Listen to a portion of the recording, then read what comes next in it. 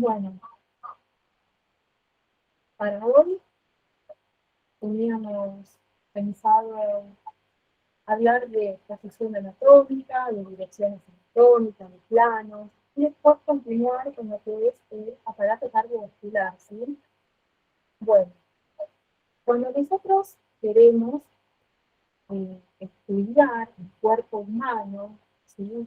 Ya sea eh, algún órgano en particular, grupos musculares, que queramos querer estudiar, lo que tenemos que hacer siempre es asegurarnos que lo que estamos estudiando, lo que estamos queriendo estudiar es posición anatómica. Es decir, esta posición anatómica es una precisión de referencia que se usa de manera universal. Yera, ¿Sí? o sea, se escucha bastante bajito ahora, perdón. Bueno, Eh, vamos a ver si podemos solucionar eso. ¿Vos tenés unos auriculares por casualidad? No, Para usar, digo, capaz que ahí se escucha mejor. no, estoy desde la compu con el audio porque es el audio que no se retorna. A ver, a ver.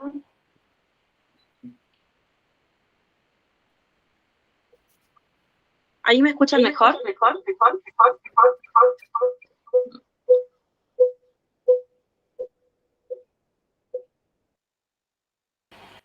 Bueno, voy a seguir hablando desde la compu porque hay mucho retardo. ¿Me escuchan mejor? Bien. Bueno, como decíamos, la posición anatómica es una posición de referencia que se usa de manera universal, aunque lo que hace esta posición es otorgar significado, ¿sí?, a los términos direccionales utilizados para describir las distintas partes que conforman el cuerpo. Esto implica, ¿sí?, que la posición, para que un cuerpo esté en posición anatómica, ¿sí?, el cuerpo... No se puede escuchar, no escucho nada, no sé qué problema tengo en el celular.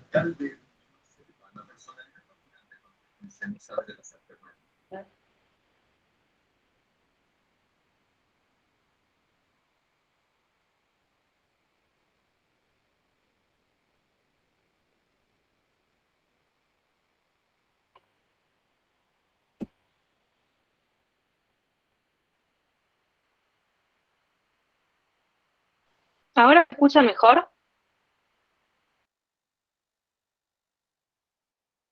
Hola. Ahora sí, perfecto. Ahora sí escuché. Bueno, buenísimo. Bueno, retomamos entonces. Estábamos hablando que la posición anatómica es una posición de referencia que se usa de manera universal para poder describir, ¿sí?, las distintas partes que conforman el cuerpo humano, es decir, para que todos estemos hablando el mismo idioma. Esta posición lo que hace es otorgar significado a términos direccionales. ¿Qué quiere decir esto? Algo es media, es lateral, es superior, inferior, ¿sí? Siempre vamos a realizar estas descripciones en relación, ¿sí?, a la posición anatómica.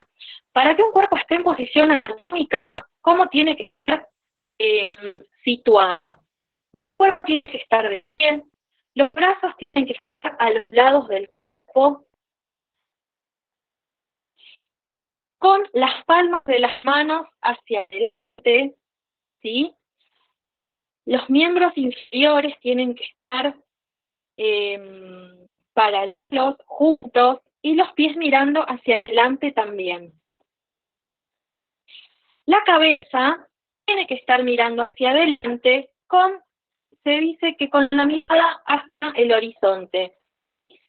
Entonces, cuando el cuerpo humano está en esta posición que acabamos de describir, podemos decir que está en posición anatómica y que nos va a servir específicamente para poder describir o para poder localizar algún órgano en particular, un músculo o alguna región en particular del cuerpo humano, ¿sí?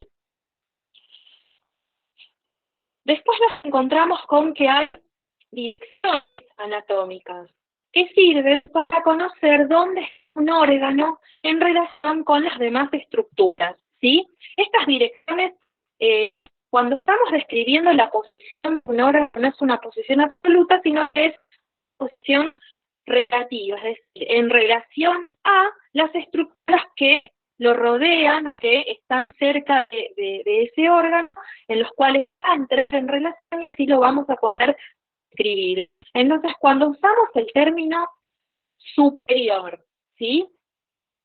Que alguna estructura o que algún órgano del cuerpo humano esté en esa dirección superior implica que está hacia la cabeza, ¿sí? Más cerca de la cabeza, o superior implica esa relación de una estructura y otra, la que sea superior va a estar por encima de, ¿entiende?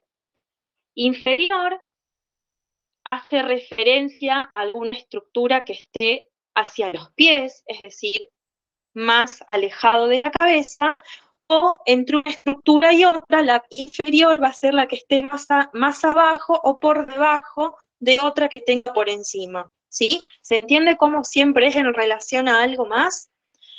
Anterior hace referencia a algo que está por delante, y en los seres humanos que tienen, que son bípedos, ¿sí?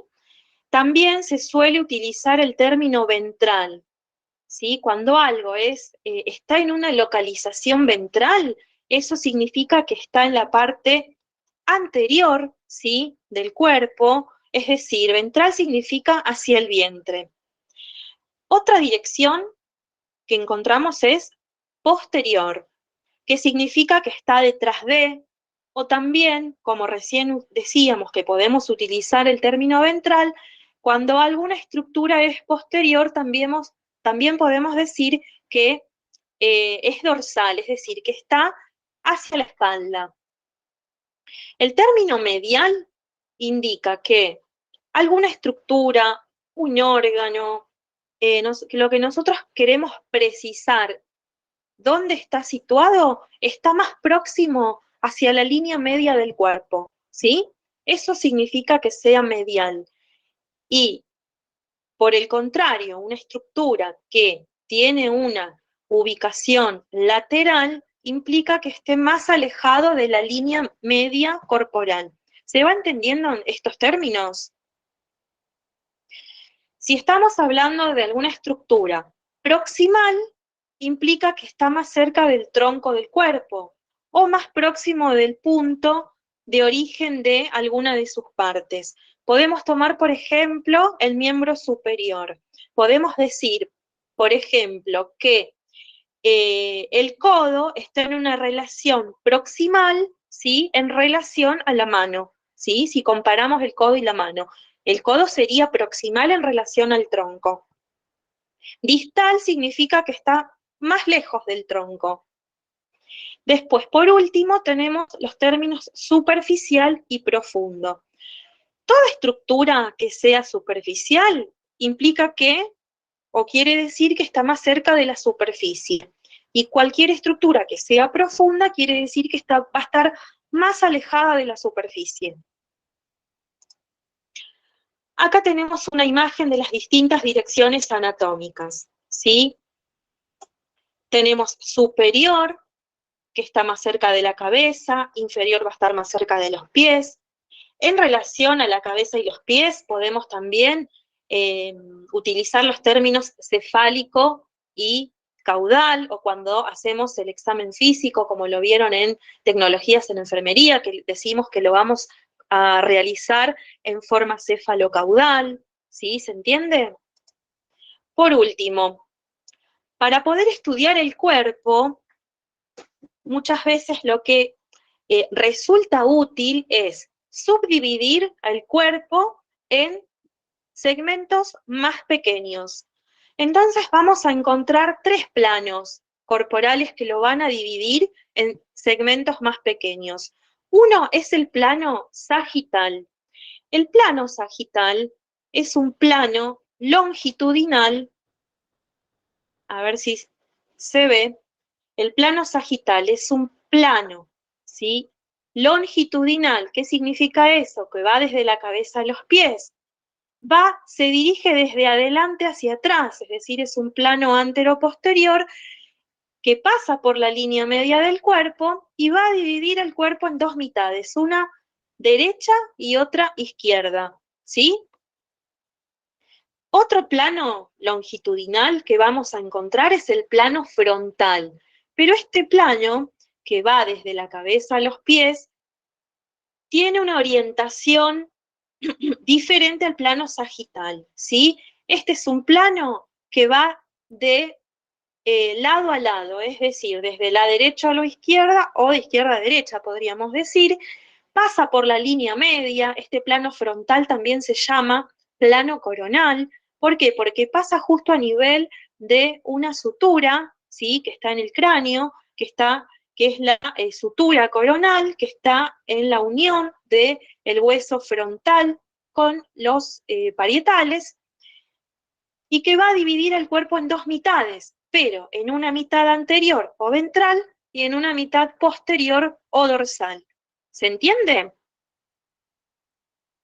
Y por último, el último plano que podemos utilizar para segmentar el cuerpo es un plano transversal. El plano transversal pasa generalmente a nivel del ombligo y lo que hace es dividir el cuerpo en dos mitades, pero en una mitad superior y en una mitad inferior. Este plano transversal también suele llamarse axial y es, por ejemplo, si pensamos en los distintos cortes que se hacen en las tomografías, bueno, son cortes axiales a distintos niveles del cuerpo que permiten apreciar las estructuras que están a nivel de ese corte y cómo se relacionan unas con otras, ¿sí? Bueno, ¿alguna duda? ¿Entendieron lo que es la posición anatómica, las direcciones? ¿Para qué nos sirven las direcciones y para qué nos sirven los planos?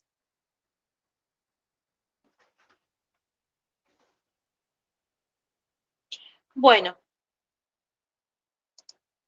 vamos a empezar a hablar un poquito del otro tema que íbamos a ver hoy, que es el aparato cardiovascular, ¿sí? Como el nombre lo dice, va a estar formado por la sangre, el corazón y los vasos sanguíneos. Acá, como se puede apreciar en la imagen, ¿sí? La sangre que circula por los vasos sanguíneos, tanto cuando hablamos de vasos sanguíneos estamos hablando de arterias y venas, el corazón que actúa como bomba, ¿sí? Para impulsar la sangre por los vasos sanguíneos. Bien, el corazón es un órgano muscular, es un órgano hueco. ¿Dónde lo vamos a encontrar localizado? En la cavidad torácica, en un espacio que se llama mediastino, que va a estar ubicado entre las dos regiones pleuropulmonares. El corazón va a estar localizado, va a estar situado en ese espacio que se llama mediastino, por detrás del cuerpo del esternón, por encima del diafragma, ¿sí? Que recuerden que es ese músculo que divide, que tiene forma de cúpula y que va a estar dividiendo la cavidad torácica de la cavidad abdominal, y va a encontrarse localizado por delante de los cuerpos de las vértebras torácicas, desde la quinta vértebra torácica hasta la octava vértebra torácica, ¿sí? El corazón no ocupa en el mediastino una posición central, sino que 2/3 de su volumen están localizados más hacia la parte izquierda, ¿sí?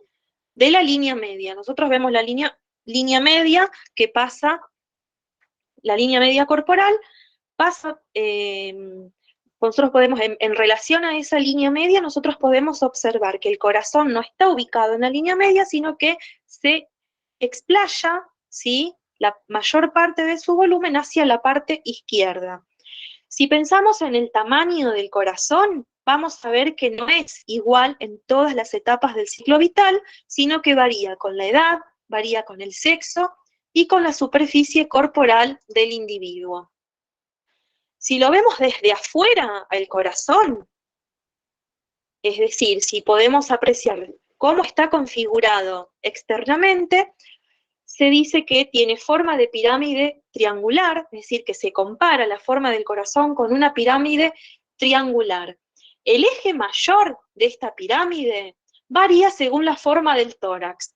Si vemos un individuo que presenta un tórax más estrecho, vamos a ver que el eje mayor o longitudinal del corazón va a estar más cerca a la vertical. Y si por el contrario estamos ante un individuo que tiene un tórax más ancho, lo que vamos a ver es que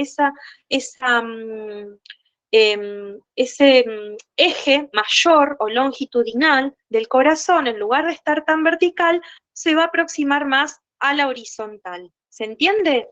¿Cómo es que el diámetro de esa cavidad torácica en la cual el corazón está situado influye y determina cómo es la ubicación o el sentido del eje mayor del corazón? Si decimos que, o en función de que tiene esta forma de pirámide triangular, es que el corazón presenta una base, la base va a estar situada en la parte superior y va a estar constituida por las aurículas, ¿sí?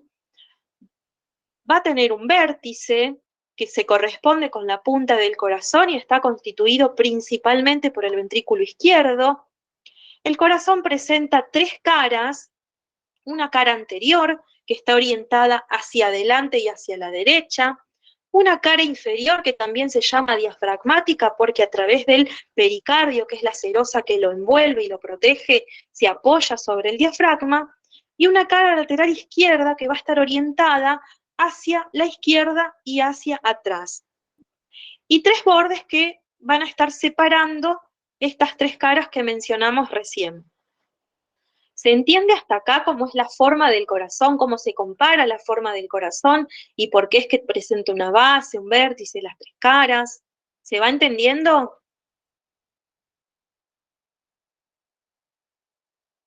Sí, al menos yo sí. Bien.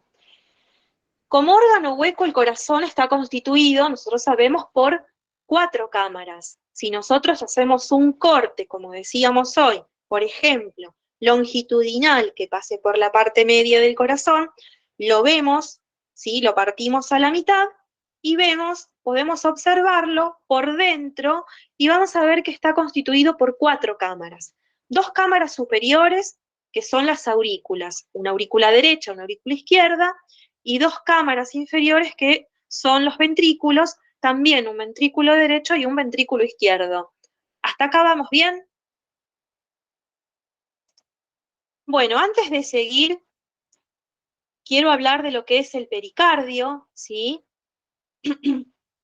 El pericardio es una membrana serosa que envuelve al corazón, como habrán visto, ¿sí? Cuando vieron pulmones que están recubiertos por las pleuras, que también son membranas serosas. Bueno, en el caso del corazón, ¿sí? La serosa que lo envuelve se llama pericardio. A su vez, esta serosa, este pericardio, va a estar compuesto por 2 partes. Una es el pericardio fibroso, ¿sí?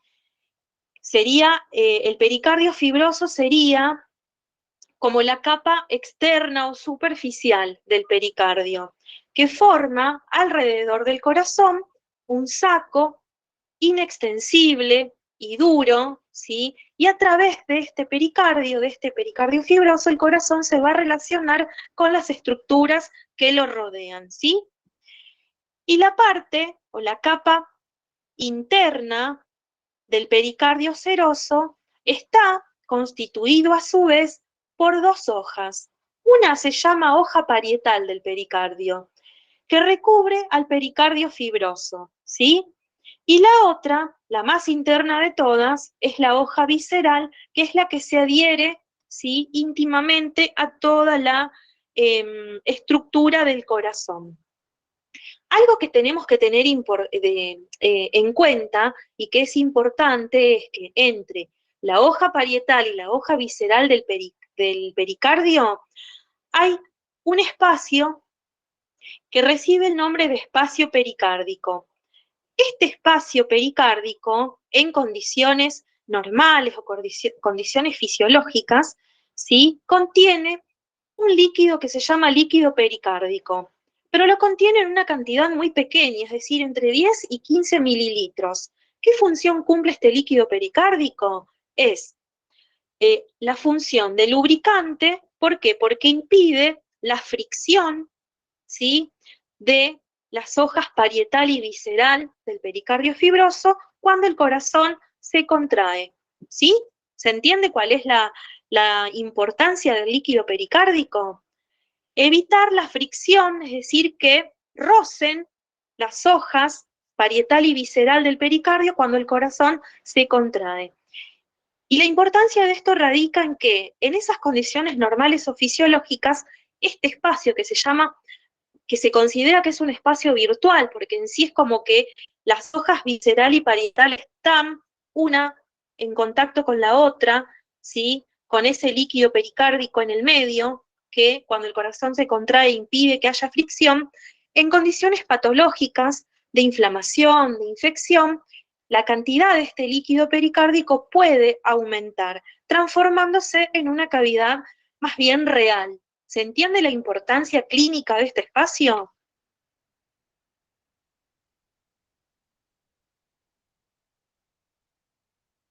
Bien. Bueno, vamos a ver cómo es la estructura de la pared del corazón. Nosotros vamos a ver que si hacemos un corte, cortamos la pared del corazón, ya sea a nivel de las aurículas o a nivel de los ventrículos, vamos a ver que microscópicamente, estamos hablando, obvio, está formada por 3 capas diferentes. La más superficial de toda, y que también se corresponde con esa hoja visceral del pericardio, se llama epicardio, ¿sí? Desde la superficie a la profundidad, nosotros vamos a ver el epicardio, en el medio el miocardio, y la más profunda de todas, que se llama endocardio. Entonces, el epicardio, que no es más ni menos que la hoja visceral del pericardio. Después viene la capa media, que se llama miocardio, y está constituida por músculo estriado cardíaco. Y por último, la más interna o la más profunda, que se llama endocardio, que está constituida por endotelio, ¿sí? Cuando nosotros miramos las cámaras cardíacas, ¿sí?, lo que estamos viendo es el endocardio, ¿sí? La más interna es la que va a estar en contacto con la sangre que alojan tanto las aurículas como los ventrículos, ¿sí? Bueno.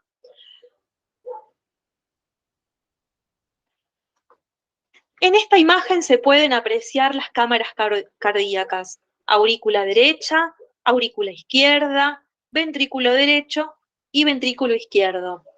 Estas cámaras cardíacas, tanto las aurículas como los ventrículos, vamos a ver que están separadas entre sí por unos tabiques, que son tejido fibroso. Las aurículas van a estar separadas, ¿sí?, unas de otras, ¿sí?, la aurícula derecha de la aurícula izquierda, por el tabique interauricular, ¿sí? Ese término inter implica que ese tabique está entre las aurículas. Por otro lado, los ventrículos, tanto el derecho y el izquierdo, van a estar separados por un tabique que se llama interventricular, ¿sí? Y por otro lado, tenemos un tabique que separa las aurículas de los ventrículos. Ese tabique recibe el nombre de tabique auriculoventricular. ¿Se entiende cómo están separadas ambas aurículas, ambos ventrículos, y por otro lado, aurículas de ventrículos? ¿Sí? Bueno, las aurículas. Las aurículas son las cámaras cardíacas superiores, que van a estar a nivel de lo que es la base, ¿sí?, del corazón. Están separadas, como decíamos recién, por el tabique interauricular. La aurícula derecha recibe sangre carboxigenada, ¿sí?, es decir, sangre venosa, a través de la vena cava superior, de la vena cava inferior y del seno coronario. El seno coronario, si recuerdan, cuando estudiaron arterias coronarias, ¿sí? Toda la sangre venosa del corazón se va a drenar a través del seno coronario a la aurícula derecha. La aurícula izquierda recibe sangre oxigenada a través de las venas pulmonares, ¿sí? Que son 4 venas pulmonares que se abren en la pared posterior de la aurícula izquierda.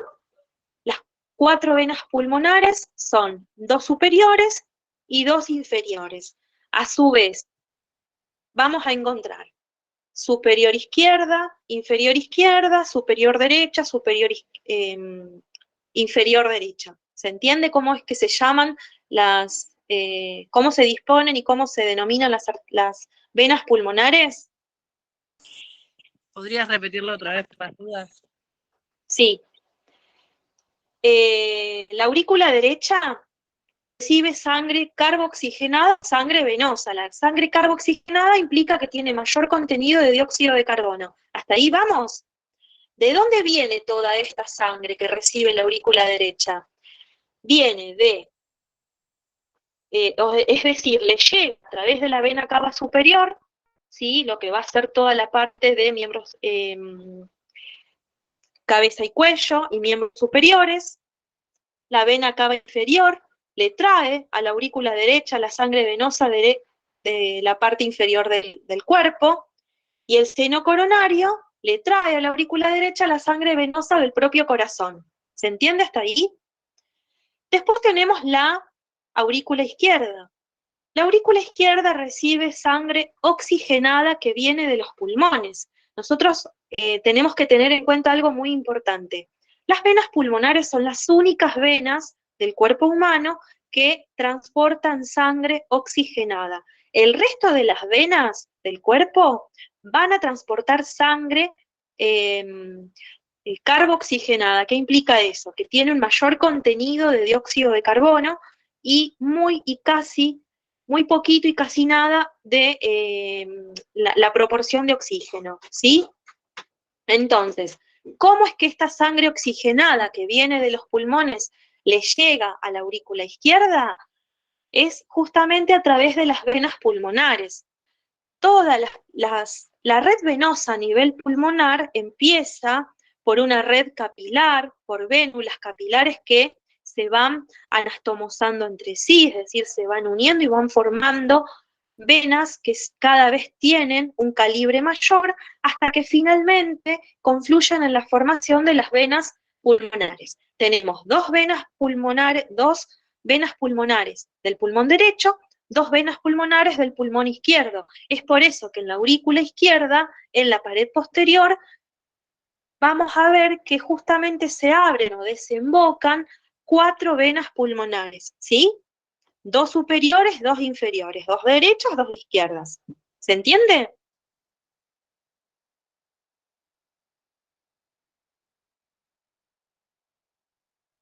Bueno, las cámaras inferiores del corazón son los ventrículos.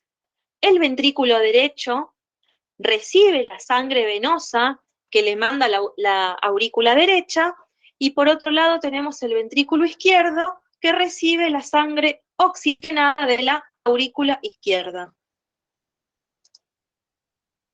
Bueno, ¿cómo es que la sangre puede pasar desde las aurículas hacia los ventrículos?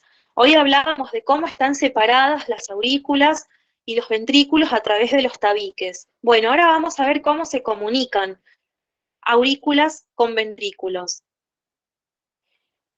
Vamos a ver que el orificio aurículo ventricular derecho, como su nombre lo dice, comunica la aurícula derecha con el ventrículo derecho.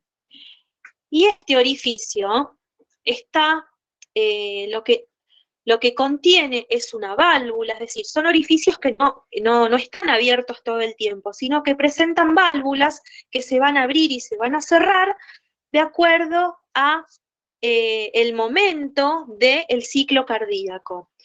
El orificio aurículo-ventricular derecho presenta la válvula aurículo-ventricular derecha, que también recibe el nombre de válvula tricúspide.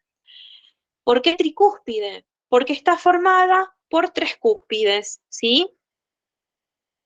Después, el orificio aurículo-ventricular izquierdo, como su nombre lo dice, comunica la aurícula izquierda con el ventrículo izquierdo y presenta una válvula que recibe el nombre de válvula aurículo-ventricular izquierda o válvula mitral o válvula bicúspide. ¿Se entiende hasta ahora? ¿Sí? ¿Cuál es la función de esas válvulas? Cuando se abren y se cierran, permiten el paso de, por ejemplo, cuando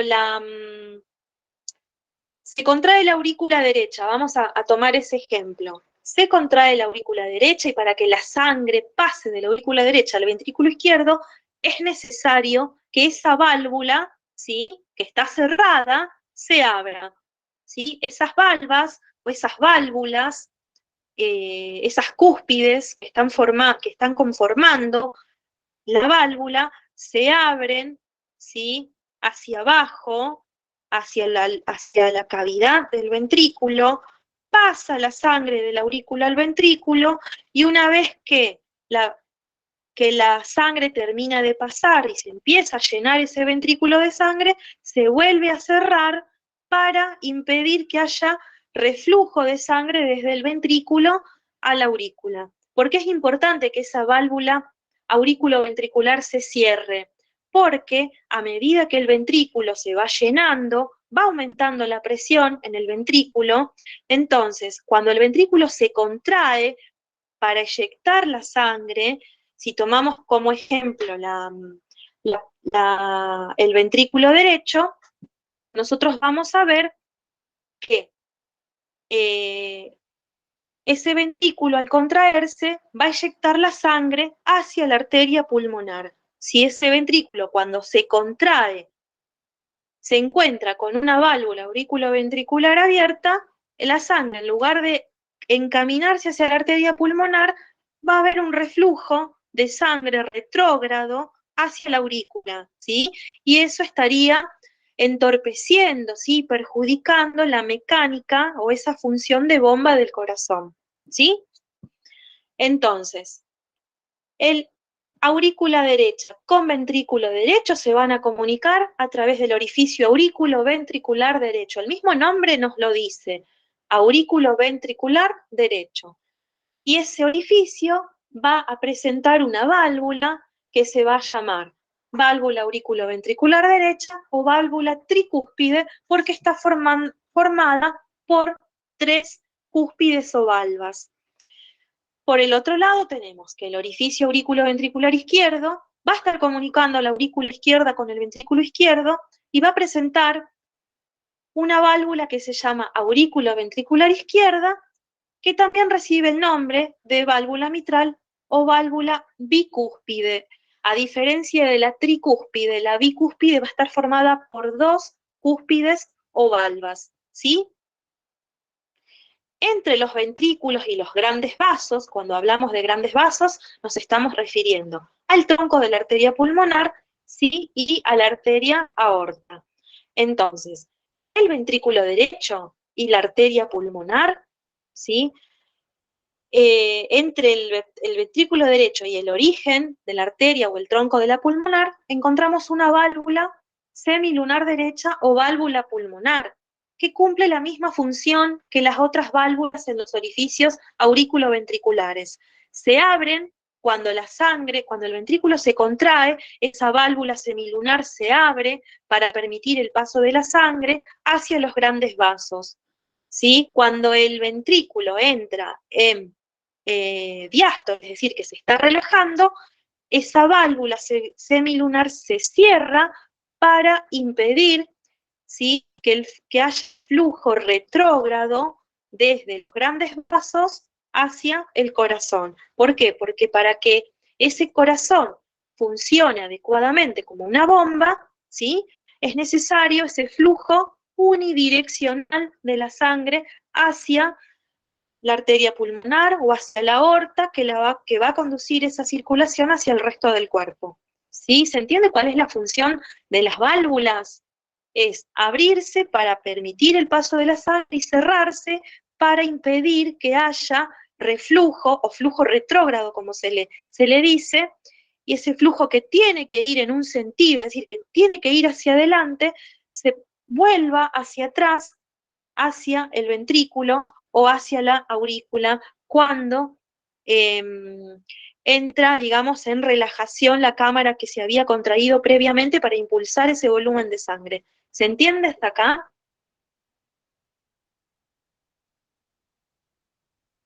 Sí, sí. Bueno, acá lo vamos a ver un poquito más detallado. Es decir, cómo es el flujo de la sangre a través del corazón. Si nosotros prestamos atención, vamos a ver que el corazón actúa como dos bombas separadas, sí que funcionan en paralelo. La aurícula derecha y el ventrículo derecho realizan una tarea diferente a la tarea que realizan la aurícula izquierda y el ventrículo izquierdo. Primero, ¿sí? Para que esa sangre que está en el corazón circule, la aurícula derecha, primero lo que se tiene que producir es la sístole auricular. Cuando hablamos de sístole, hablamos de contracción, ¿sí? Entonces, primero, para que ese flujo de sangre se movilice por las cámaras cardíacas, lo primero que tiene que suceder es la sístole auricular o la contracción de las aurículas, que se produce prácticamente de forma simultánea para las dos aurículas, ¿sí? Tanto aurícula derecha como izquierda se contraen casi simultáneamente. A partir de esa contracción auricular, como decíamos recién, la sangre va a pasar a través de la válvula aurículo-ventricular derecha, que también se llama tricúspide, hacia el ventrículo derecho.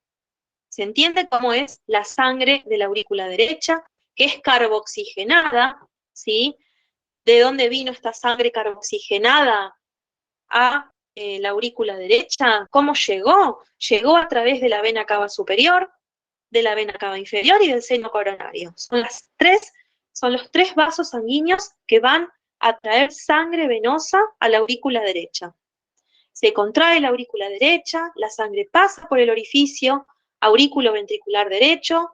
¿Por qué puede pasar? Gracias a que la válvula aurículo-ventricular derecho se abrió, permitió el paso de la sangre hacia el ventrículo derecho. A medida que el ventrículo derecho se va llenando de sangre, va aumentando la presión adentro del ventrículo derecho y eso hace que esas válvulas, ¿sí?, que estaban abiertas se vuelvan a cerrar, ¿sí? Entonces, toda esa sangre ahora venosa está adentro del ventrículo derecho. Cuando el ventrículo derecho empieza a contraerse, ¿sí?, se empieza a aumentar la presión adentro del ventrículo derecho. ¿Sí? El ventrículo derecho se contrae, aumenta la presión y ese aumento de presión desencadena la apertura de la válvula semilunar derecha o pulmonar y permite que la sangre salga eyectada hacia la arteria pulmonar. La arteria pulmonar es la única arteria de nuestra economía que va a transportar sangre carboxigenado venosa, ¿sí? Entonces, pasa la sangre hacia la arteria pulmonar, ¿sí?, o tronco de la arteria pulmonar que sale del ventrículo derecho, se divide prontamente en dos arterias, una arteria pulmonar derecha y una arteria pulmonar izquierda para cada pulmón respectivamente. Una vez que la sangre, digamos, esta sangre carboxigenada que transporta la arteria pulmonar llega a los pulmones, se va a producir a nivel de los alvéolos la hematosis. ¿En qué consiste la hematosis? En ese intercambio de gases, ¿sí? El dióxido de carbono, que está en cantidades elevadas en la sangre venosa, difunde hacia el alvéolo y el oxígeno que se encuentra a nivel del aire inspirado, ¿sí?, a nivel alveolar, que es rico en oxígeno, el oxígeno difunde hacia el interior de ese capilar para volver después al corazón. ¿Se entiende hasta acá? Sí, sí, sí. Acá sí. Bien. Ahora vamos a ver cómo es, qué es lo que pasa del lado izquierdo del corazón. Dijimos que si bien esta función de bomba del corazón en realidad se da gracias a esta función de como si fuesen dos bombas que manejan presiones diferentes, ¿sí?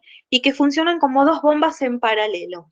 La aurícula izquierda, como decíamos hoy, presenta los orificios de desembocadura de las venas pulmonares. Estas venas pulmonares son las únicas que conducen sangre oxigenada, ¿sí? Cuando la aurícula izquierda se llena, ¿sí?, de sangre, empieza a aumentar la contracción, la presión a nivel de la aurícula izquierda, ¿sí? Se contrae la aurícula izquierda, se abre la válvula auriculoventricular izquierda o mitral y la sangre, ¿sí?, puede pasar por ese orificio hacia el ventrículo izquierdo. Cuando hablamos de contracción de la aurícula, vamos a estar hablando, siempre que hablamos de contracción, estamos hablando de sístole, ¿sí? Contracción auricular y sístole auricular es exactamente lo mismo. Entonces, a partir de esa sístole de la aurícula izquierda, se abre la válvula auriculoventricular izquierda, se permite el paso desde la aurícula izquierda hacia el ventrículo izquierdo, se cierra, ¿sí?, la válvula auricular izquierda para impedir ese retorno retrógrado de sangre, queda el ventrículo izquierdo cargado de sangre y empieza a contraerse el ventrículo izquierdo. Cuando esas fibras del miocardio, del ventrículo izquierdo, empiezan a contraerse, empieza a aumentar la presión adentro del ventrículo. Ese aumento de presión desencadena la apertura de la válvula semilunar izquierda o aórtica, permitiendo que esa sangre sea eyectada hacia la aorta. Y nosotros sabemos que a partir de la aorta es que la sangre oxigenada puede ser distribuida hacia toda la economía. ¿Por qué? Porque a partir de la aorta se va a ir ramificando en distintas arterias que van a ir llevando la sangre oxigenada a todas las partes del cuerpo. ¿Se entiende hasta ahí? ¿Cómo es que la circulación, cómo es el flujo sanguíneo a través de las cámaras cardíacas?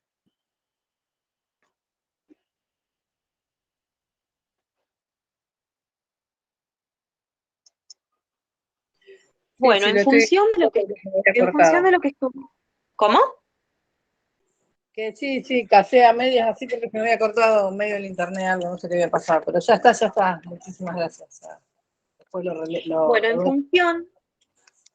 Bueno, si tenés alguna duda, no sé cómo es tu nombre, si querés lo volvemos a ver, lo volvemos a explicar, no hay ningún problema, ¿sí? No, así no atrasás la clase, no, soy Andrea Mullenbrook.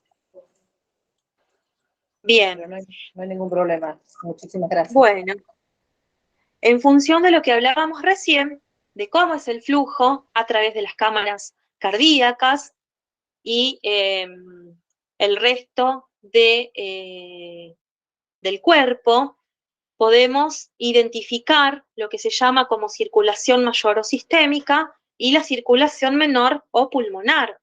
Cuando hablamos de circulación mayor o sistémica, estamos hablando de ese volumen de sangre o el flujo sanguíneo que va desde el ventrículo izquierdo, ¿sí?, a través de la aorta pasa por todos los vasos sanguíneos arteriales y llega a todas las partes del cuerpo.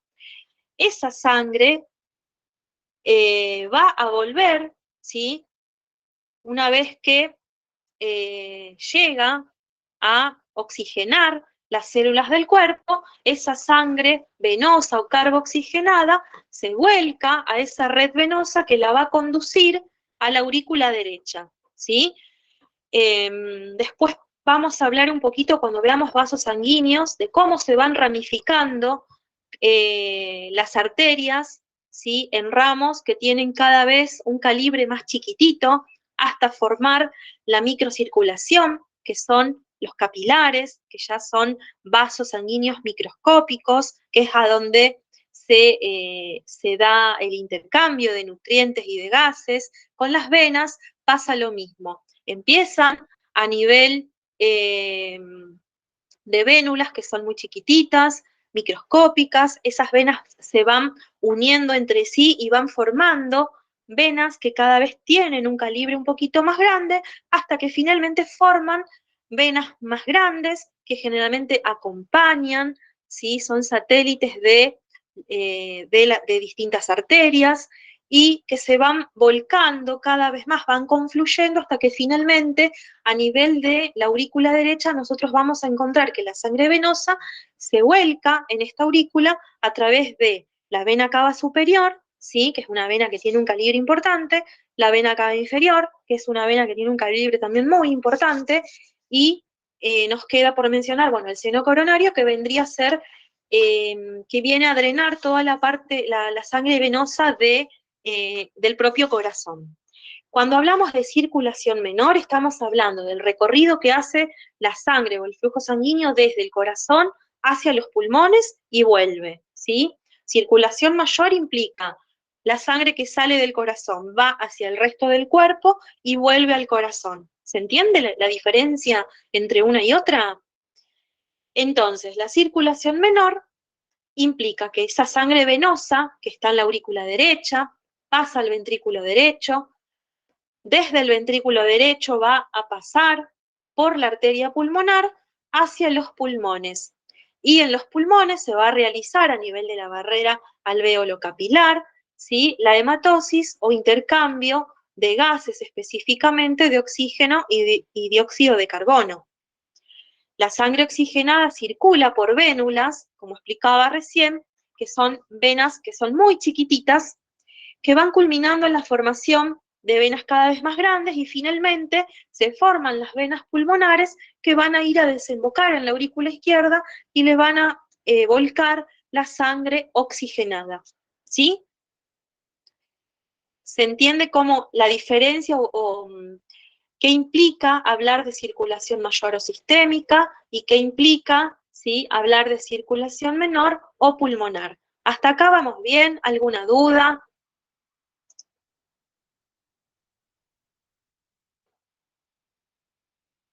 Bueno, en esta imagen se puede apreciar, ¿sí?, lo que es la circulación pulmonar o menor y lo que es la circulación general mayor o sistémica, ¿sí?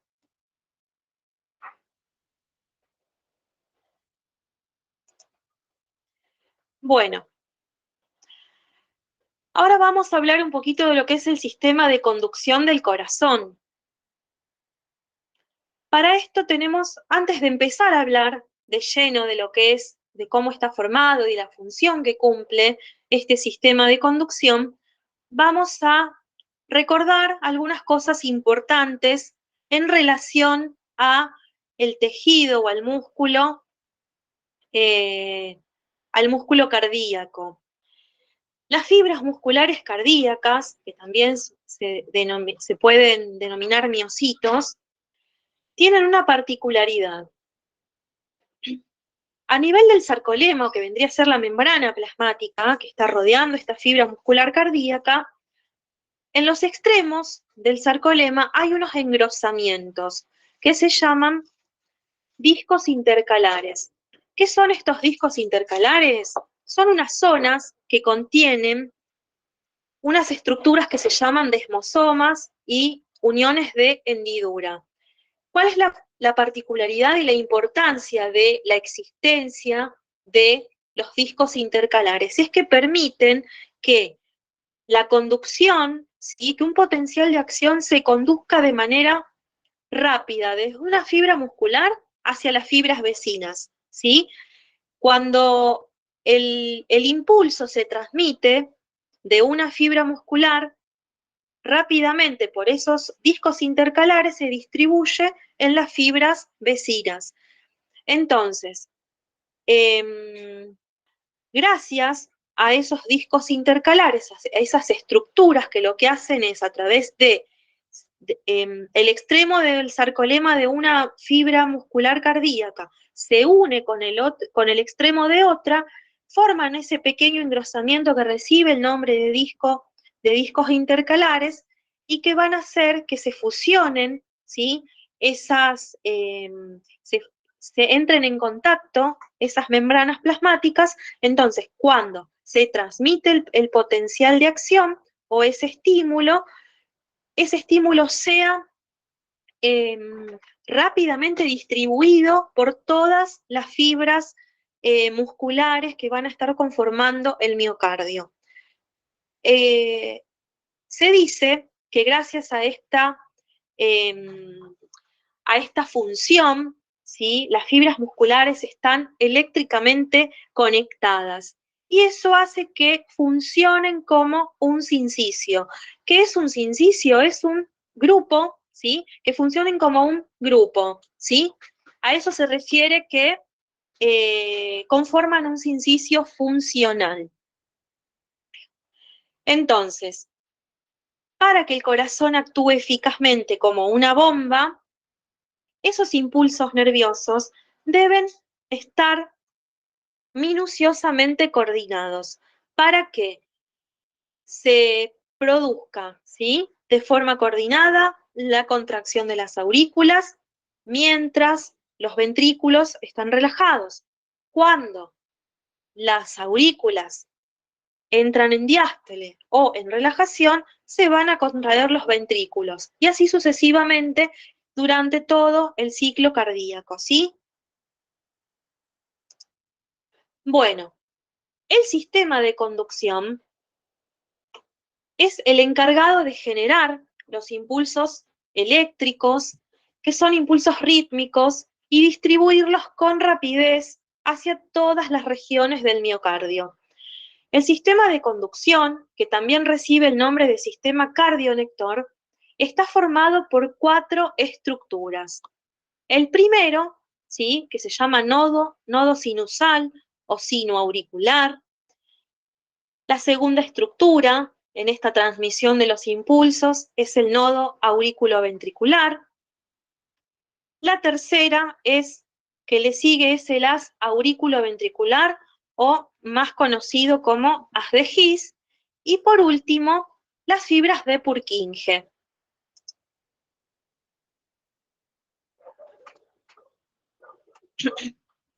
Acá tenemos una imagen que nos muestra cómo es la constitución y la distribución, ¿sí? De las estructuras del sistema de conducción cardíaco. Tenemos a nivel de la aurícula derecha el nodo sinoauricular, ¿sí? Que manda fibras o haces hacia ambas aurículas. La otra estructura, ¿sí? que forma parte del sistema de conducción es el nódulo auriculoventricular.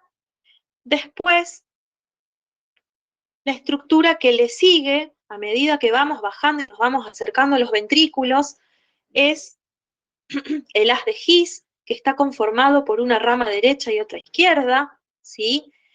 Y cuando llegan a la punta del corazón, estas ramas del haz de His se ramifican en las llamadas fibras de Purkinje. Estas fibras de Purkinje son ramas mucho más chiquititas que van a distribuir por las paredes de los ventrículos. Bueno, características del nódulo sinusal o sino auricular. También es llamado marcapasos cardíaco, ¿sí? Las fibras, las células que conforman el nódulo sinusal y el aurículo ventricular tienen una capacidad que se llama automatismo. ¿Qué es el automatismo? Es esa capacidad de generar impulsos nerviosos. El nódulo sinusal también es llamado marcapasos cardíacos. ¿Por qué? Porque es la primera estructura del sistema de conducción, genera los impulsos, ¿sí? Genera los impulsos nerviosos y los va a generar a una frecuencia de entre 60 y 80, ¿sí? Va a generar impulsos para que el corazón se contraiga o lata entre 60 y 80 veces por minuto. ¿Se entiende? El impulso nervioso que fue generado a nivel del nódulo sinoauricular viaja rápidamente por las fibras musculares de las aurículas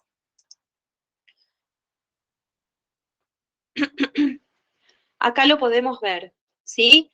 Del nódulo sinoauricular salen fibras que se distribuyen por las aurículas. Cuando el impulso se genera en el nódulo sinoauricular, se distribuye rápidamente por las aurículas. Cuando digo rápidamente, estoy haciendo referencia a que esa transmisión es posible de esa forma tan rápida gracias a los discos intercalares que mencionábamos anteriormente, que contribuyen a que de una fibra rápidamente el impulso se transmita a las fibras vecinas y ese miocardio actúe como un sincicio funcional.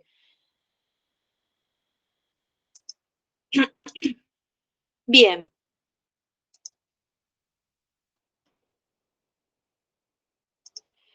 La segunda estructura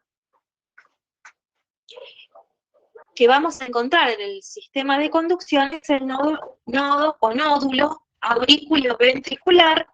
Está localizado en el tabique interauricular, por delante del orificio de desembocadura del seno coronario.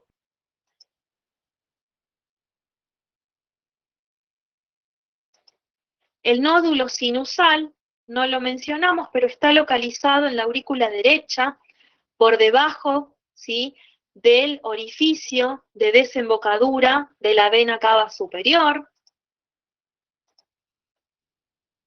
El nódulo auriculoventricular, a medida, tiene una particularidad, porque a medida que ese potencial de acción que fue generado a nivel del nódulo sinoauricular es transmitido, digamos, entra en el nódulo auriculoventricular, lo que hace el nódulo auriculoventricular es disminuir esa velocidad de conducción, retarda la transmisión del impulso. ¿Por qué lo retarda? Para impedir que las aurículas y los ventrículos se contraigan de manera simultánea. Entonces, el impulso nervioso que se origina a nivel del nódulo sinoauricular rápidamente es distribuido por las aurículas y provoca su contracción. Cuando el impulso llega a nivel del nódulo auriculoventricular, el nódulo auriculoventricular lo frena, lo retarda, y de esa forma permite que las aurículas se contraigan completamente, ¿sí? Y una vez que se contrajeron completamente las aurículas, ¿sí?, pasa el impulso desde el nódulo auriculoventricular hacia el haz de His. El haz de His está situado a nivel del tabique interventricular y está conformado por dos ramas, una derecha y una izquierda. El haz de His, ¿sí?, conduce el impulso nervioso hacia los ventrículos para contribuir a que estos ventrículos comiencen a contraerse, es decir, para que comience esa sístole ventricular. Después, finalmente, el sistema de conducción va a estar representado por las fibras de Purkinje, que son nada más y nada menos que esas ramas de las de His que se fueron ramificando, ¿sí?, en ramas cada vez más chiquititas que van a estar localizadas a nivel se dice que tiene una localización subendocárdica, es decir, por debajo del endocardio, ¿sí? Y son estas fibras de Purkinje, que lo que hacen es conducir los impulsos a través del miocardio ventricular, estimulando la contracción de ambos ventrículos que se produce casi simultáneamente. Tenemos que recordar que cuando los ventrículos están en sístole, las aurículas van a estar en diástole, ¿sí? Y cuando las aurículas se están contrayendo, es decir, cuando se está produciendo esa sístole ventricular, los ventrículos van a estar relajados, van a estar en esa fase del ciclo cardíaco que se llama diástole. ¿Cómo es la contracción de las aurículas y de los ventrículos? Las aurículas se contraen de arriba para abajo. Y los ventrículos tienen la particularidad que las fibras de Purkinje, que se van ramificando hacia la punta o el vértice, ¿sí?, del corazón, van a provocar o van a determinar que la contracción de los ventrículos sea desde abajo hacia arriba. ¿Sí? ¿Se entiende?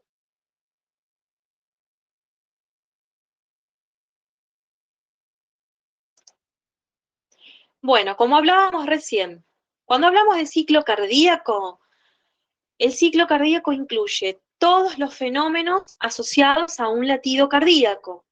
El latido cardíaco consiste en sístole, diástole, ¿sí? Tanto de las aurículas como de los ventrículos. Si hablamos de sístole auricular, tenemos que pensar que si las aurículas están en sístole, ¿sí?, están en su periodo de contracción. Si las aurículas se contraen, los ventrículos están relajados. La despolarización del nódulo sinoauricular causa la despolarización a nivel de las aurículas.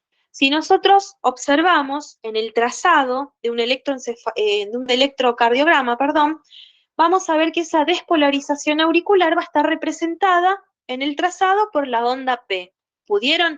No sé si alguno pudo leer algo de electrocardiograma, ¿sí?, como para ir haciendo una correlación.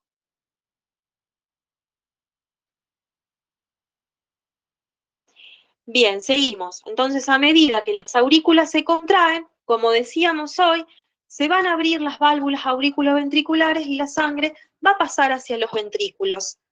El final de la sístole auricular va a coincidir con el final de la diástole ventricular, es decir, el final de la contracción auricular coincide con el final de la relajación de los ventrículos. ¿Por qué? Porque ahora están cargados de sangre, los ventrículos, esas válvulas auriculoventriculares se van a cerrar, la sangre queda confinada dentro de los ventrículos y va a comenzar lo que se llama sístole ventricular, ¿sí? O contracción ventricular.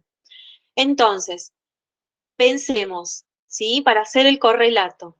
Si los ventrículos están en sístole, es decir, están en contracción, en ese mismo momento las aurículas están relajadas o están en diástole. A medida que la presión adentro de los ventrículos va aumentando, ¿por qué hay un aumento de presión? Porque ese músculo cardíaco se contrae, ¿sí? Y entonces, a medida que se contrae el ventrículo, la presión adentro del ventrículo aumenta, determina que se abran las válvulas pulmonar y aórtica y la sangre va a ser eyectada tanto hacia la arteria pulmonar como hacia la aorta. Y después, en este ciclo cardíaco, vamos a encontrar que hay un periodo de relajación que es muy cortito, ¿sí? Tanto las aurículas como los ventrículos en este periodo de relajación están relajados, pero dura solamente 0,4 segundos. ¿Vieron qué cortito y qué poquito tiempo dura este periodo de relajación? Y algo importante, si queremos hacer una relación, es que a medida que la frecuencia cardíaca aumenta, es decir, la frecuencia cardíaca es la cantidad de veces que el corazón late, ¿sí? Entonces, si vemos que esa frecuencia cardíaca aumenta, el corazón late más veces por minuto, ese periodo de relajación se va a hacer más cortito, es decir, va a durar un tiempo menor. La repolarización ventricular determina la diástole de los ventrículos, ¿sí? No sé si recuerdan la clase anterior cuando hablábamos de en los potenciales de acción, de la fase de despolarización y repolarización. Bueno, acá a nivel del miocardio sucede prácticamente lo mismo que cuando hablábamos del potencial de membrana en reposo y el potencial de acción o la transmisión del impulso, ¿sí? En el sistema nervioso. Bueno, la repolarización ventricular implica que se invierten esas cargas, ¿sí? Positivas y negativas, se vuelve a ese estado de reposo para que esas fibras musculares, ¿sí? De los ventrículos se puedan relajar.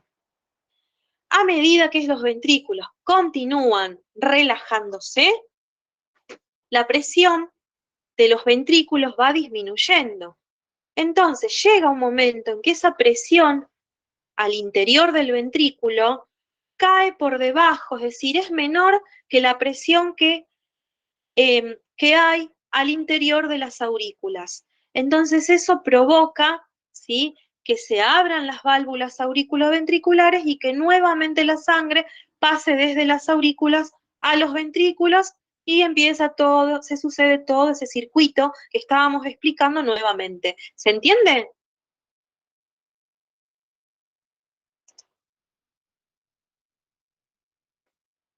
Bueno, vamos a hablar de arterias coronarias, que son las arterias que van a dar irrigación, es decir, que le van a proporcionar tanto los nutrientes como el oxígeno a el corazón. Las arterias coronarias nacen directamente de la aorta ascendente. Cuando la aorta sale del ventrículo, apenas nace a nivel del ventrículo izquierdo, se llama o toma el nombre de aorta ascendente. Las primeras ramas que da la aorta ascendente son las arterias coronarias, y que son dos, una arteria coronaria derecha y una arteria coronaria izquierda. Reciben el nombre de arterias coronarias porque forman como una corona alrededor del corazón. La arteria coronaria derecha va a ir dando ramas arteriales para la aurícula derecha. Pasa por debajo de la orejuela derecha, ¿sí?, que es esa prolongación que se encuentra a nivel de la aurícula derecha y se divide en dos ramas que son importantes, ¿sí? La arteria descendente posterior, que va a llevar sangre oxigenada a las paredes de ambos ventrículos, y otra arteria que se llama rama marginal, que lo que va a hacer es irrigar al miocardio del ventrículo derecho. Después, la arteria coronaria izquierda, cuando pasa por debajo de la orejuela izquierda, se va a dividir en una arteria descendente anterior, ¿sí?, que nutre las paredes de ambos ventrículos, y otra rama que se llama arteria circunfleja para las paredes del ventrículo izquierdo y la aurícula izquierda. Algo que tenemos que tener en cuenta, es decir, en qué momento del ciclo cardíaco se nutre el corazón. Bueno, se nutre durante la diástole. ¿Por qué durante la diástole? Porque es el momento...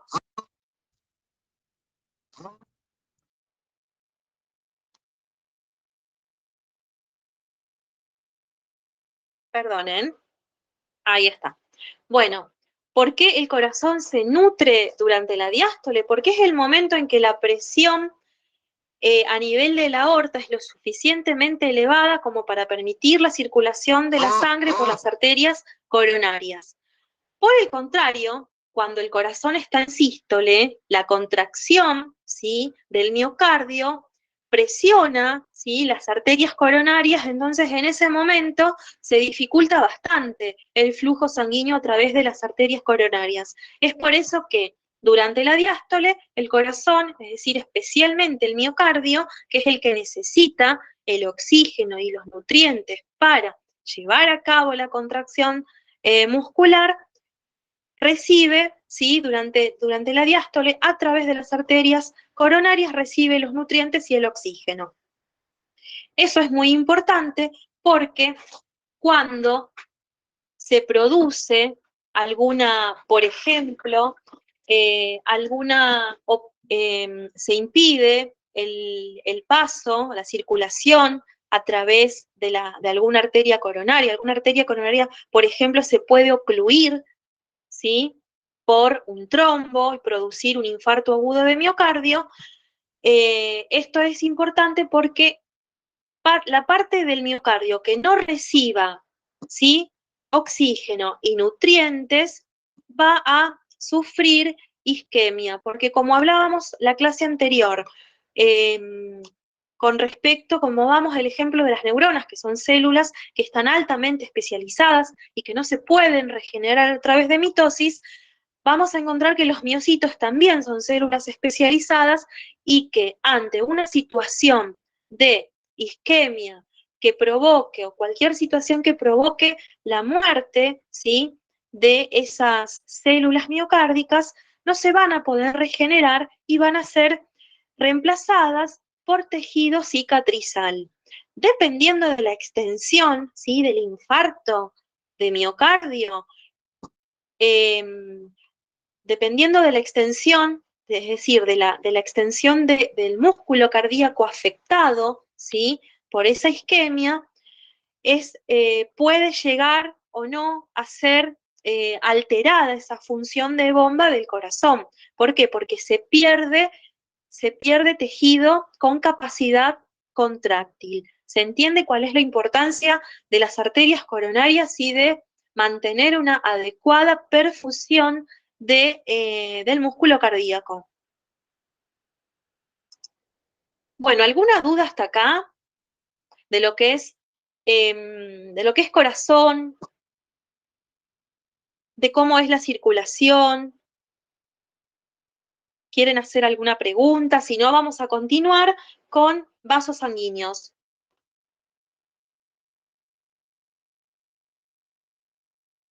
Bueno, las otras estructuras que conforman el aparato cardiovascular son los vasos sanguíneos, ¿sí? Encontramos 5 tipos principales de vasos sanguíneos en el cuerpo. Son las arterias, las arteriolas, los capilares, las vénulas y las venas. Los vasos sanguíneos en conjunto forman con el corazón un sistema cerrado de conductos que reciben la sangre desde el corazón, la transportan hacia los tejidos y desde los tejidos la traen de vuelta hacia el corazón. ¿Se entiende? Por eso es que forman un sistema cerrado. Podemos ver que la pared de un vaso sanguíneo tiene 3 capas o túnicas. Una interna, que también se llama íntima, una capa media o túnica media y una capa o túnica externa que también se puede llamar adventicia. ¿Cómo está conformada la túnica íntima? Por endotelio, ¿sí?, que va a formar el revestimiento interior del vaso sanguíneo. Y la íntima es la que está en contacto directo con la sangre que transporta ese vaso sanguíneo, ¿sí?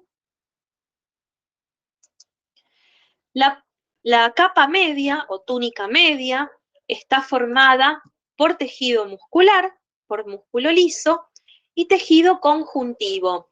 La cantidad de músculo liso que va a presentar cada vaso sanguíneo va a ser diferente dependiendo que sean arterias, que sean distintos tipos de arterias que ya los vamos a ver y que sean venas, ¿sí? O que sean capilares que, por ejemplo, directamente no tienen capa de músculo. Entonces, la túnica media va a estar formada principalmente por tejido muscular liso, también tiene tejido conjuntivo, la cantidad varía según el tipo de vaso sanguíneo del cual estemos hablando. Las células de músculo liso se disponen en forma circular alrededor de la luz del vaso sanguíneo. Y esto es lo que les permite al músculo liso, cuando se contrae, es decir, cuando hay vasoconstricción, disminuir la luz del vaso, o cuando ese músculo liso se relaja, es decir, en la vasodilatación, aumentar la luz del vaso. Bueno, entonces, si recuerdan la clase anterior, hablábamos del sistema simpático, que generalmente lo que hace es estimular la contracción del músculo liso, esa contracción lo que va a determinar su vasoconstricción y también es importante la capa de tejido muscular ante una lesión, ¿sí?, de un vaso sanguíneo. Lo que va a pasar es a través de una reacción que recibe el nombre de vasoespasmo, es que ese músculo liso ante una lesión de un vaso se contrae, provoca vasoconstricción, entonces eso contribuye a limitar la pérdida de sangre. Las capas, ¿sí?, la túnica externa o adventicia, y es que está formada por fibras elásticas y fibras colágenas, y además tiene la particularidad de contener numerosos ramos nerviosos que reciben el nombre de vasa nervorum. Bien, si vemos, bueno, las arterias en particular, la arteria presenta las tres capas, ¿sí?, que constituyen la pared de un vaso sanguíneo. Poseen en sus paredes las arterias muchas fibras elásticas y eso contribuye a que las arterias tengan una gran distensibilidad, ¿sí? Hay distintos tipos de arterias. Podemos encontrar arterias elásticas, que también reciben el nombre de arterias de conducción. Son especialmente las arterias más grandes del cuerpo, la aorta, el tronco de la pulmonar, y la función que tienen es ayudar a propulsar la sangre desde el corazón hacia las arterias de mediano calibre. Otro tipo de arterias son las arterias musculares. También estas arterias reciben el nombre de arterias de distribución. Tienen una túnica media con una mayor cantidad de músculo liso, es decir, la túnica media de las arterias musculares tiene mucho músculo liso y poca cantidad de fibras elásticas. La característica de las arterias musculares es que tienen una gran capacidad para provocar vasoconstricción o vasodilatación, y con eso contribuye a regular el flujo sanguíneo que le va a llegar, ¿sí?, al resto de las arterias. Las arteriolas, ¿sí?, son arterias que son muy pequeñas. También se llaman vasos de resistencia porque gracias a el nivel de vasoconstricción o vasodilatación que se produzca a nivel de el músculo liso de las arteriolas, se puede regular el flujo de sangre que va a llegar hacia las redes capilares. El extremo terminal de una arteriola recibe el nombre de metaarteriola y es la parte, ¿sí?, de la arteriola que se va a unir con la red capilar. Entonces, como decíamos recién, las arteriolas, ¿por qué son importantes? Porque tienen esta función esencial de regular el flujo sanguíneo desde las arteriolas a la red capilar a través de la resistencia, ¿sí? La resistencia, cuando hablamos de resistencia, implica la oposición al flujo de sangre. No te entendí lo que me quisiste decir.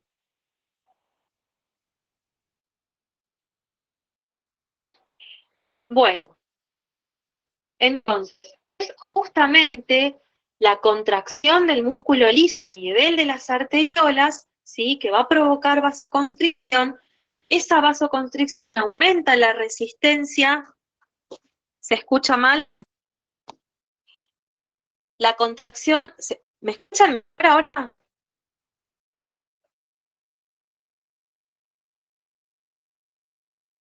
¿Me escuchan? Abra el micrófono y me conteste.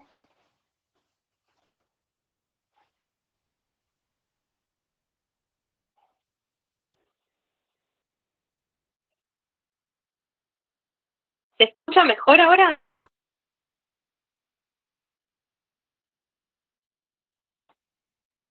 Bueno, lo importante de las arteriolas es que la contracción del músculo liso a nivel de las arteriolas va a determinar si un aumento de la resistencia vascular y el flujo sanguíneo portado a los capilares disminuye. Es decir, que si a nivel de las arteriolas se produce vasoconstricción, el flujo sanguíneo a nivel de los capilares va a ser menor. Bueno, llegamos a los capilares. Son los más pequeñitos, ¿sí? También son llamados vasos de intercambio. ¿Por qué? Porque forman parte de lo que se llama microcirculación y se va a producir a nivel de los capilares, que están la pared de los capilares está formada solamente por endotelio y una membrana basal que le da sostén, ¿sí? Se va a producir el intercambio de sustancias, ¿sí? De nutrientes, oxígeno, de dióxido de carbono, a través de la sangre y del líquido intersticial. Esa es la función de los capilares. Bueno, las vénulas tienen paredes delgadas, ¿sí? Que no logran mantener forma. ¿Por qué? Porque tienen pero muy poquito, casi nada de músculo. Entonces, cuando el músculo liso, ¿sí? Es el que contribuye al tono vascular. Entonces, cuando un vaso sanguíneo como las venas, o después vamos a ver las venas que tienen una menor cantidad de músculo liso, ¿sí? En su pared, la pared es más delgada y al no poder conservar ese tono, cuando es decir que colapsan con facilidad. Las vénulas son los vasos sanguíneos que se encargan de llevar la sangre desde los capilares, ¿sí? Y ahí comienza el retorno de la sangre hacia el corazón. Forman junto con los capilares, ¿sí? Parte de la microcirculación, de lo que se llama microcirculación. ¿Se entiende hasta ahí? Bueno, y por último nos queda ver las características de las venas. Las venas, si bien presentan las tres capas, ¿sí? Como las arterias, la pared de la vena tiene un grosor diferente. La túnica interna es mucho más delgada, la túnica media tiene poca cantidad de músculo liso y fibras elásticas, la túnica externa es la más gruesa de las tres capas y es formada por una gran cantidad de fibras elásticas y fibras colágenas. Las venas no están preparadas para soportar presión como si están preparadas las arterias. Se distienden, ¿sí? Las venas lo suficiente como para adaptarse a las variaciones de volumen. Esa distensión se da gracias a las fibras elásticas que posee la túnica externa. Cuando se cortan, las venas pueden aparecer colapsadas. Eso se debe a que tienen muy poca cantidad de músculo liso que contribuye al tono, ¿sí? Vascular. La acción de bombeo del corazón es un factor muy importante en el retorno de la sangre al corazón, ¿sí? La contracción de los músculos esqueléticos, especialmente a nivel de los miembros inferiores, contribuye a que la sangre circule a través de las venas y con eso pueda retornar al corazón. Como decíamos recién, la presión sanguínea de las venas es mucho, mucho menor, ¿sí? Que el que existe a nivel de las arterias. Muchas venas, especialmente que las venas de los miembros inferiores, poseen, es decir, en la luz de la vena, en la luz del vaso venoso, poseen unas pliegues de la túnica interna que forman válvulas. Estas válvulas apuntan, ¿sí? Por ejemplo, la luz de la vena tiene unas valvulitas que están apuntando, están orientadas hacia el corazón.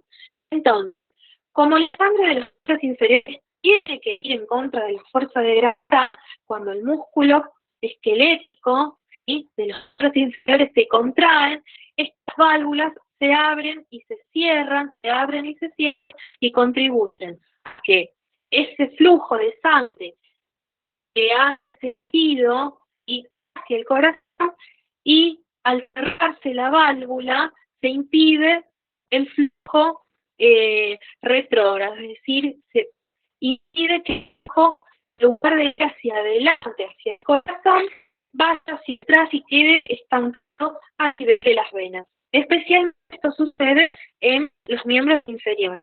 ¿Se entiende la función de las válvulas venosas?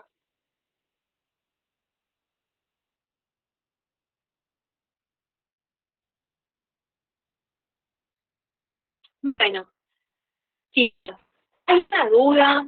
¿Alguna pregunta que quieren realizar?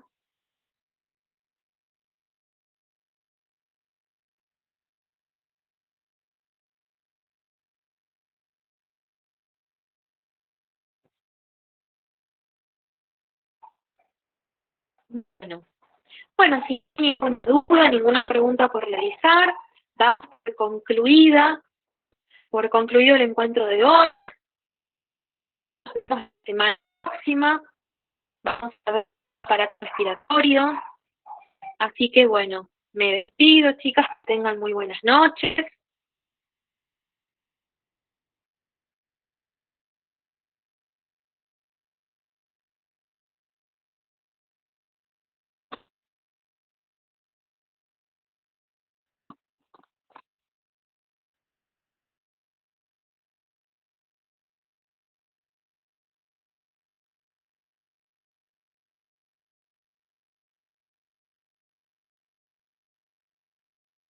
Bueno, chicas, me alegro mucho que se haya entendido. Nos vemos la semana que viene.